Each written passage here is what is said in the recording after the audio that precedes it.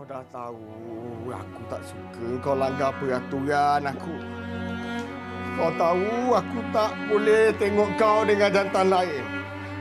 Tapi kenapa kau balik juga dengan jantan lain? Ah! Boleh tak? Boleh tak? Tolong.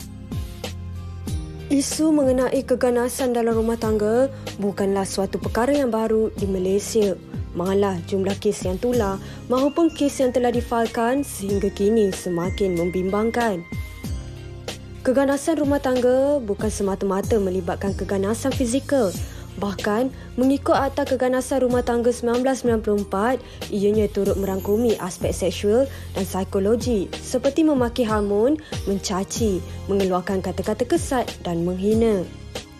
Menurut Kementerian Pembangunan Wanita, Keluarga dan Masyarakat, sebanyak 7,468 kes keganasan rumah tangga dilaporkan dan Kertas Siasatan dibuka tahun lalu sekaligus mencatatkan peningkatan 42% berbanding tahun sebelumnya iaitu 5,260 kes. Sebanyak 3,028 panggilan membabitkan kes keganasan rumah tangga diterima melalui talian kasih bagi tempoh Januari hingga Disember 2021. Perkara itu didorong oleh perubahan norma baharu kehidupan akibat berlakunya pandemik COVID-19 yang membataskan pergerakan serta aktiviti sosial dalam kalangan masyarakat.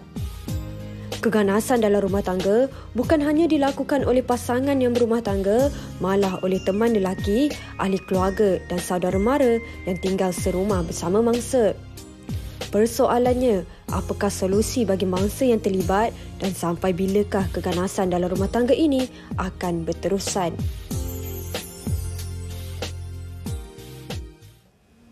Baik, serba ringkas laporan yang disediakan untuk membuka topik kita pada hari ini, keganasan rumah tangga yang saya kira saban tahun, saban masa pun kita sentiasa memperbincangkan mengenai perkara ini. Dan seperti mana yang Sugi katakan tadi, statistiknya meningkat dan ini menyebabkan kami terus mengetengahkan isu ini. Baik, dan pada hari ini kita terus saja bersama dengan dua tetamu kita, Tuan Fasaluddin Muhammad Yusof, Peguam Bela dan Peguam Syar'i bersama kita pada hari ini. Terima kasih Tuan. Sama-sama. Dan juga seorang pakar psikologi klinikal dan pengurusi rumah teratai iaitu Puan Hajah Azlina Ghaffar. Terima kasih bersama kita pada hari ini. Terima kasih kedua-duanya bersama dengan kami WHI. Baik, kita nak mulakan bersama dengan Puan Hajah dahulu ya. Puan Hajah, kalau kita lihat dalam laporan tadi, kita dah dengarkan yang keganasan rumah tangga ini bukan sahaja keganasan fizikal, orang yang mengalami keganasan dari sudut pengabaian, sosial, ekonomi dan sebagainya juga dikira keganasan rumah tangga. Dan kalau kita lihat kitarannya, dia bermula dengan ketegangan, kemudian keganasan, kemudian menyesal dan berulang-ulang kali. Tak ada jalan keluar. Tak ada jalan keluar. Dan ini mungkin dilema yang dialami oleh ramai wanita di luar sana. Dan kalau kita dengar juga sewaktu PKP, statistik menunjukkan yang bilangan kes meningkat. Mungkin sebagai seorang yang berhadapan dan bercakap mengenainya bersama dengan ramai wanita, Puan boleh kongsikan, Puan rasa apakah sebenarnya yang menyebabkan keganasan rumah tangga ini semakin hari semakin meningkat? Terima kasih Suji dan Fahrin. Jadi mungkin saya boleh mulakan dengan menyatakan bahawa keganasan rumah tangga adalah satu masalah kesihatan awam. Okey. Dia bukan kita kata masalah masyarakat je, tapi dia masalah kesihatan awam ataupun major public health problems. Dan ia merupakan satu pelanggaran terhadap hak asasi wanita. Hak asasi manusia dan juga hak asasi wanita lah dalam hal ini. Jadi maknanya ini satu perkara yang besar yang perlu kita bincangkan dengan secara serius, di mana terdapat peruntukan undang-undang juga di situ yang mungkin akan disebut kemudian lah oleh Tuan Faisal. Jadi kita lihat bagaimana macam tadi Suji ada sebut dia ada kitaran dia. Kan kita tertinggal satu sebenarnya. Kitaran tu ada honeymoon period. Dia ada honeymoon period dulu misalnya baru kahwin, honeymoon lagi kan, happy dan sebagainya, penuh dengan janji manismu kan. Dan kemudian apabila berlaku ketegangan, isteri lambat masak ke, lambat balik rumah dan sebagainya, di situ mulalah berlaku keganasan di mana suami tidak dapat mengawal ataupun enggan mengawal kemarahan dan mungkin berlaku keganasan. Keganasan yang disebut tadi memang betul ada beberapa jenis iaitu keganasan fizikal. Ini yang paling biasa kita lihat, keganasan fizikal, pukul, tampar, sepak terajang semua dan sebagainya. Dan kemudian kita ada keganasan psikologi iaitu dalam bentuk yang keganasan daripada sudut kata-kata. Kata-kata biasanya kata-kata mencarut ke, maki hamun ke, sumpah seranah ke, ataupun ugut-ugutan. Keluar daripada rumah ni jatuh talak 3, jatuh talak 1, ini ugut dan ugutan adalah satu bentuk keganasan rumah tangga. Tak bagi nafkah pun satu bentuk keganasan, dan juga kurung isteri dalam rumah, tak bagi isteri balik kampung, setiap kali raya balik rumah suami je, isteri tak boleh balik rumah family dia. Ini pun satu bentuk penderaan emosi kepada wanita, dan juga pengabaian, semua ada bentuk-bentuk dia lah. Dan kalau kita tengok kita tadi, maknanya memula honeymoon period, lepas tu ketegangan, lepas tu keganasan, lepas tu dia reda sekejap. Masa tu suami minta maaf, bagi bunga, bagi coklat ke, honeymoon balik. Lepas tu berlaku balik masalah dan ketegangan, dan berlaku balik keganasan. Jadi dia memang satu kitaran yang kita saksikan. Sebab tu kenapa kadang-kadang wanita sukar untuk membezakan adakah suami sayang ke tidak sebenarnya ni, dan kemudian menyebabkan mereka tak tahu apa nak buat. Nak ambil tindakan, tapi lepas tu tengok suami menyesal, minta maaf, merayu-rayu, nangis-nangis pun ada juga. Semua drama hari ini semua ada lah. Drama lah sangat kan. Semua tu ada. Yang kita tengok kat kaca TV3 lah kan. Drama itu betul memang berlaku yang memang kes-kes yang kami terima. Baik, okey. Kalau kita lihat, beralih pada Tuan Faisal sebagai seorang peguam lah. Bila kita dah dengar kes-kes sebegini, pastinya akan dirujuk kepada peguam. Okey, dan kalau kita lihat sebenarnya kalau kita lihat banyak bentuk keganasan ataupun penafian hak. Okey, itu yang tak nampak kalau kita tengok emosi dan sebagainya. Tapi yang lebih serius mungkin kita lihat ramai pula sekarang ni mengadu secara kecederaan fizikal. Mungkin kalau dah menjadi lebih teruk, dia jadi satu jenayah. Okey, baik. Jadi selalunya bila diketengahkan isu ataupun permasalahan ini kepada Tuan, apa nasihat Tuan kepada mereka yang menghadapi situasi ini? Baik, terima kasih Farin, Sugita, doktor dan semua penonton wanita hari ini. Sebagaimana yang doktor dah terang tadi, saya anggap doktor ni frontliner lah. Frontliner sebab mereka akan jumpa dengan doktor untuk dapatkan nasihat, dapatkan treatment. Manakala pada saya pula sebagai peguam, biasanya saya kongsi pengalaman waktu PKP. Waktu PKP dulu, saya pun tak sangka ramai pula pasangan yang telah mengalami penderaan sama ada oleh suami dia. Dan tak lupa juga, ramai juga suami yang didera. Anak-anak yang didera, ataupun adik-beradik yang duduk bersama mak ayah, yang duduk bersama yang dah tua didera oleh anak sebagainya. Jadi dalam keadaan begini, selain daripada apa yang saya boleh nasihatkan dengan meminta mereka, saya tanya dulu, apa jenis penderaan yang mereka alami itu? Adakah bersifat fizikal, macam lebam, kena pukul dan sebagainya, ataupun mental, macam yang doktor cakap tadi, ataupun dari segi emosi dan sebagainya. Jadi perkara ini kita kena tahu. Jadi perkara kedua, bila kita dah tahu, maka kita biasanya akan nasihatkan penonton kalau ada dalam kes begini, situasi begini, pergi cepat-cepat dapatkan kita panggil perintah lindungan sementara daripada Balai Polis ataupun daripada Jabatan Kebajikan Masyarakat yang terhampir dengan tempat kita tu. Sangat penting sebab kadang-kadang dia memang penderaan tu bersifat mulut saja, memaki hamun dan sebagainya. Tapi manusia ni kadang-kadang bila dia terlupa, dia marah sangat Sugita sampai dia macam dia tergila sekejap atau insane sekejap Jadi mungkin dia terlupa sampai tangan dia, apa yang ada depan dia, pinggan, mangkuk, mungkin ada torchlight, ada telefon, dia baling, dia pukul. Ini kes yang berlaku.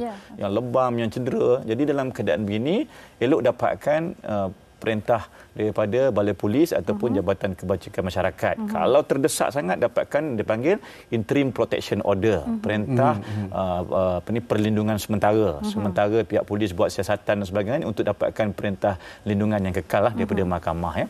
Kedua, kalau ianya melibatkan kecederaan yang agak serius, maka elok juga kena pergi ke hospital, hospital kerajaan ataupun klinik yang terdekat ke apa ke untuk dapatkan treatment dan dapatkan laporan dan sebagainya. Itu bukti tu. Itu bukti penting. Kalau tidak melibatkan kecederaan fizikal tuan-tuan perempuan dan tuan-tuan yang mendengar ni, kalau tak melibatkan kecederaan fizikal, emosi ni sebenarnya bila terima tekanan emosi ni sebenarnya lebih pedih dan lebih sakit daripada tangan yang ditoreh oleh pisau. Betul tak Sugita kan? Betul, saya setuju. Apatah lagi kalau yang menzalimi ataupun mendera kita tu orang yang kita sayangi, kita kasihi. Tak sangka dia boleh buat begini kan? Ya. Jadi dalam keadaan begini kena jumpalah dengan pakar psikiatrik, doktor-doktor yang bertauliah, yang mana dia boleh sertifaikan, dia boleh sahkan bahawa betul pasien yang datang jumpa saya ni badannya tak ada lebam, tak ada cedera dan sebagainya, tetapi emosinya terganggu, perasaannya terganggu, fikirannya terganggu, menyebabkan dia mengalami kemurungan. Performance kerja dia memang teruk, datang lambat, pergi kerja tidur aja. Bila dalam mesyuarat dia tak merewang, kata merewang memfikir macam-macam melayang ya. Kalau anak-anak pula dia macam dia dalam keadaan terabai, dia tak tahu apa, dia menyendiri, dia takut tak nak bermain dengan kawan-kawan ya. Kalau mak ayah pula yang mungkin dah tua, yang duduk bersama dengan anak-anak yang didera, mungkin di dalam keadaan dia rasa dia pun tertekan. Dia jadi tekan, jadi sakit yang macam-macam. Dia malu duduk dengan anak dah tua, anak jaga, tapi anak pula main basuh je kat ayah, mak ataupun pasangan hidup. Dia gunakan kekuatan bibir dan mulutnya bukan untuk kebaikan, tetapi untuk melukakan hati, perasaan, minda, mental. Jadi kena jumpa dengan doktor untuk dapatkan dia punya report untuk menyokong kita. Sebenarnya yang paling penting di peringkat awal adalah bukti sebenarnya. Kalau tak ada bukti pun tak boleh nak menyokong sebenarnya kita macam ni kan. Okey, baik. Dan tadi tuan telah berkongsi mengenai kesan-kesannya yang boleh saya kaitkan dengan komen di Facebook. Almara berkata, 13 tahun saya hidup dengan suami X lah yang panas barahan. Sekarang saya dah bebas walaupun sudah hampir 2 tahun berpisah. Sampai sekarang saya trauma. Anak sulung saya pun terpaksa refer kepada pakar kanak-kanak. Okey, itu antara kesannya, trauma kepada kanak-kanak. Saya nak terus bertanya kepada Puan Hajar. Puan Hajar, sebagai wanita, pastinya mereka ada pelbagai dilema, termasuk anak-anak. Mungkin ada yang tidak bekerja, bergantung pada suami untuk wang kan setiap bulan. Tetapi ada juga yang mungkin dalam dilema yang okey, mungkin suami aku akan berubah kan, tapi tak berubah-ubah, tapi masih lagi sebab kitaran tu macam tu, dah gaduh, dah rasa senang hati, okeylah tak apa, kita maafkan dia. Lepas tu dia bermula lagi. Jadi bagi wanita-wanita yang mungkin tak tegas, tak firm, apa yang boleh mereka lakukan? Hari-hari dilema ini mereka belum macam mana nak keluar daripada isu ini. Dia kena tahulah batas dia tu, dia punya had dia tu. Kena keluar juga. Saya setujulah dengan penggunaan perkataan dilema. Memang satu dilema yang besar sebenarnya pada wanita ya, nak minta cerai ke, nak mengadu ke, nak buat laporan polis, nak fikir dah pakai tudung ni nak keluar rumah nak buat laporan polis, tak jadi masuk balik rumah. Saya ada kes yang dikata dah 11 kali buat laporan polis tapi masih lagi tak ambil tindakan untuk memohon penceraian. Bila polis tanya, "Puan, macam mana nak proceed ke?" Kalau nak kami bawa pergi mahkamah. Nanti dulu. Tapi masih lagi berlaku penganiayaan, keganasan, seperti saya kata tadi 11 kali tu. Dan ada satu kajian daripada LPPKN mengatakan bahawa wanita mengambil masa lebih kurang 7 tahun ya untuk buat laporan daripada first time kena pukul tu, nak buat laporan tu, average wanita ambil masa 7 tahun. Sebab apa? Sebab mereka masih lagi mengharap suami berubah. Jadi dia masih lagi layan suami dengan baik dengan harapan suami berubah dan tidak meneruskanlah maknanya keganasan tersebut, padahal memang suami mungkin ada masalah panas badan dan sebagainya.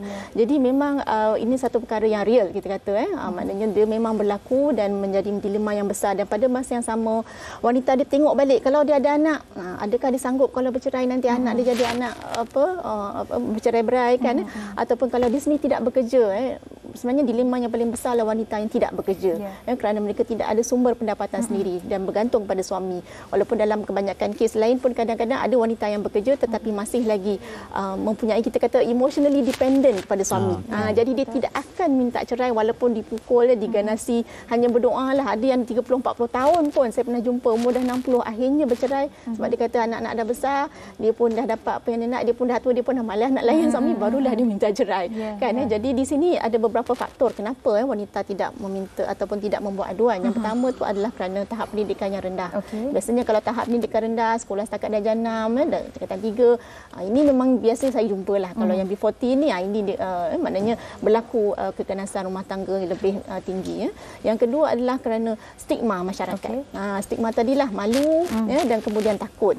Malu nanti orang tahu masalah rumah tangga dia, malu nanti orang kata dia tak pernah jaga suami, malu kerana semua masuk dalam surat khabar ke kan. Tapi sekarang ni rasanya dah ramai dah orang beranilah untuk menulis di Facebook kan.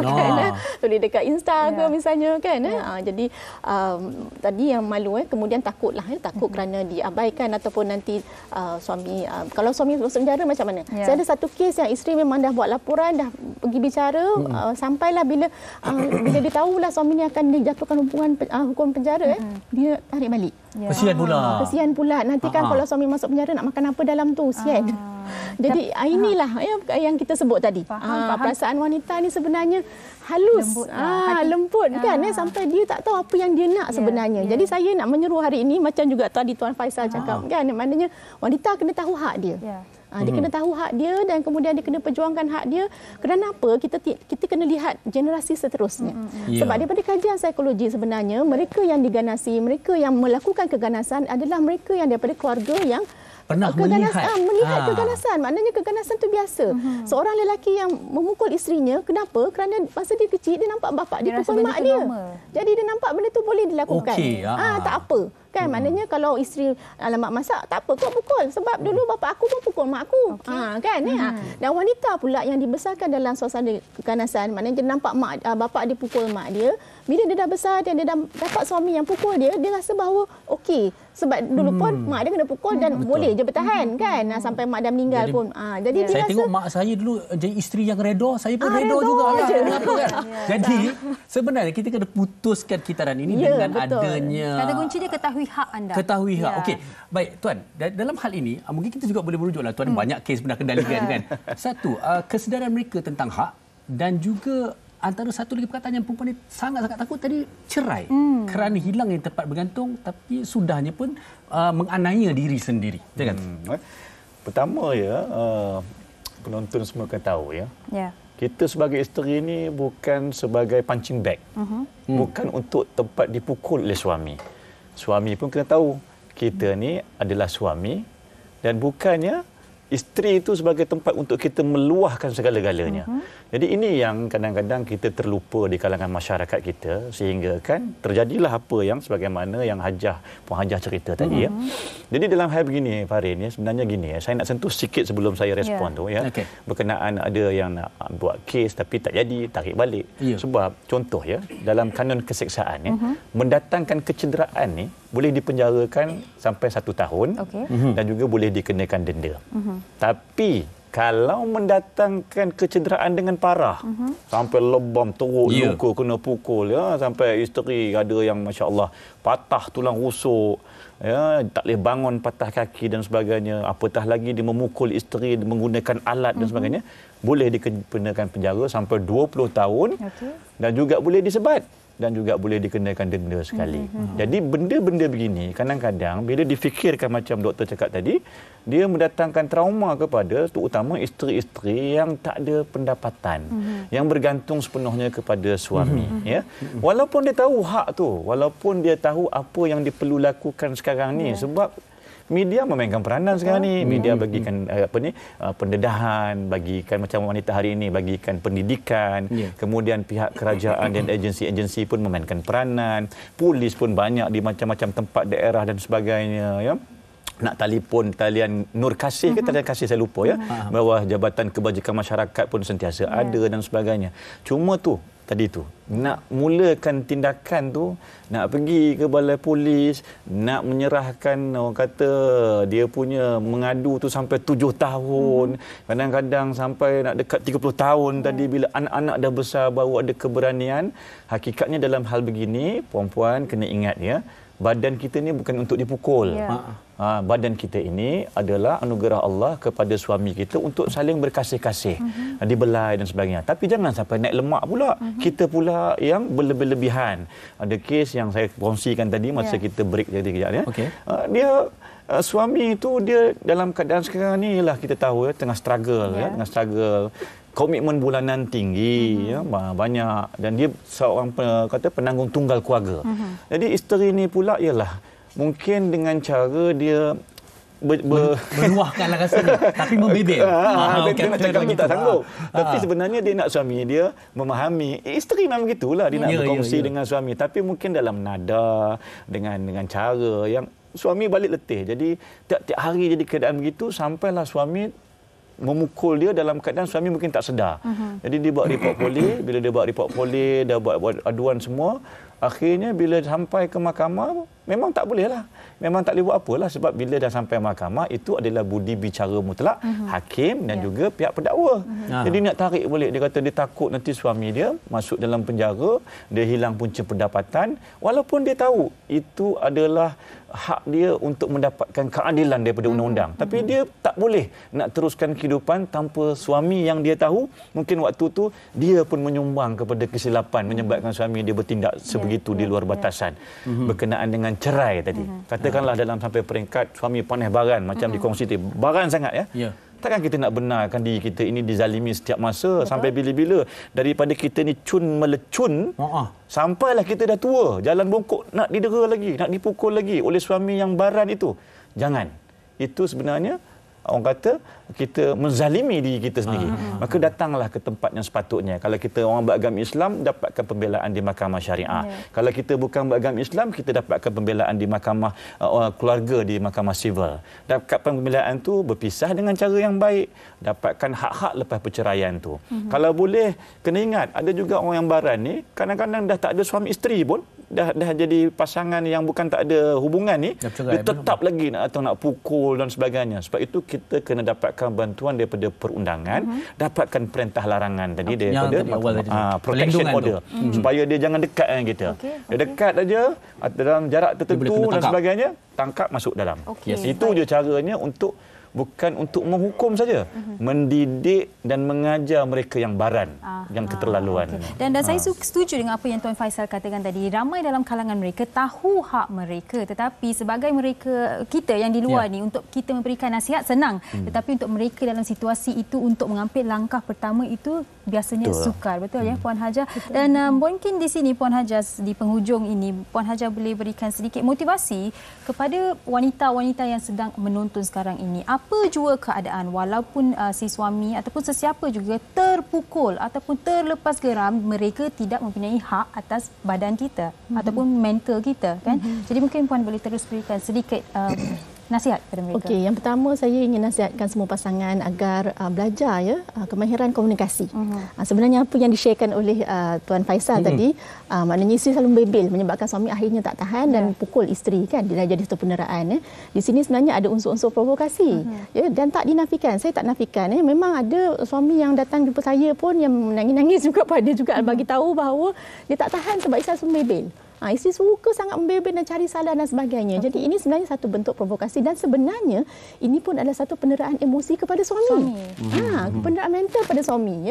Mana dia, kenapa tak asyik kena buang kerja je. Awak malas kerja sebab itulah awak kena buang kerja dan sebagainya. Jadi sesiapa pun tak tahan sebenarnya. Jadi di sini bila ada masalah rumah tangga, saya ingin nasihatkan pasangan dapatkan bantuan kaunseling.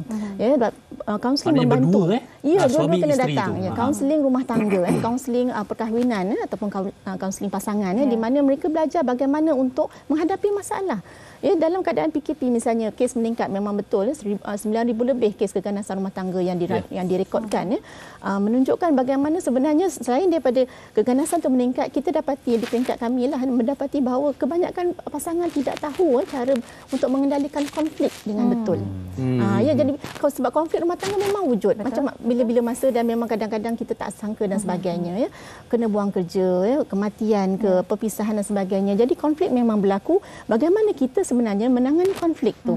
Adakah kita nak menangani konflik dengan sama-sama nak berperang dan berperang, ataupun kita nak menangani secara matang supaya kita dapat keluar daripada masalah ini dengan sebaik-baiknya, tanpa menimbulkan keganasan ataupun penderaan kepada mana-mana pihak. Kalau katalah memang dah tak boleh bersama dan sebagainya, pergi kaunseling juga supaya daripada situ kalau berlaku perceraian pun berlaku perceraian dengan mutual kata orang, maknanya aman dengan aman, dengan baik, boleh berbincang bagaimana nak menguruskan anak-anak dan sebagainya. Tak adalah nanti pula jadi kes berebut anak pula kan dan sebagainya. Okey, saya kira sebenarnya rumah tangga ni mulanya daripada cinta dan kasih dan kasihan. Jadi kita tak naklah berlakunya keganasan rumah tangga. Apa yang disarankan adalah tepat sekali dan bagi pihak Tuan Faisal juga boleh dirujuk dari segi sudut undang-undang dan ramai di sekeliling kita yang boleh membantu kita dalam isu ini, Sugi. Jadi ketepikan stigma itu yang penting anda harus jaga diri anda dahulu sebelum anda pentingkan orang di sekeliling anda. Baik.